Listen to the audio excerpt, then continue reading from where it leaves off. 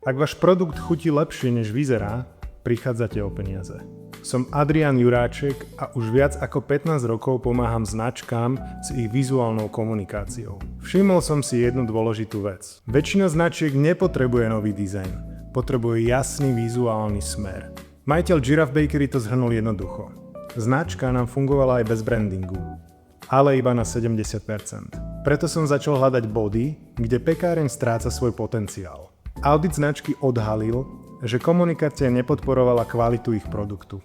Majiteľ popri každodennej prevádzke nemal čas a energiu na strategickú a konzistentnú komunikáciu. Mojím riešením bol dizajnový systém, vďaka ktorému vie majiteľ efektívne tvoriť obsah na sociálne siete, letáky, newsletter, bez nutnosti začínať vždy od nuly.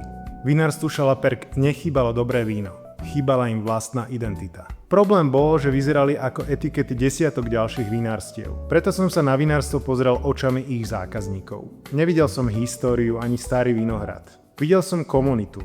Ľudí, ktorí pomáhajú vo vinohrade, chodia na degustácie a vytvárajú atmosféru podujatí. Práve túto komunitnosť som preniesol do ilustrácií na etiketách. Každá je originálna a zobrazuje reálny život vinárstva. Tvorcovia značky Apollo Nova ma oslovili s ambicióznym nápadom vytvoriť prémiový destilát z cukrovej repy.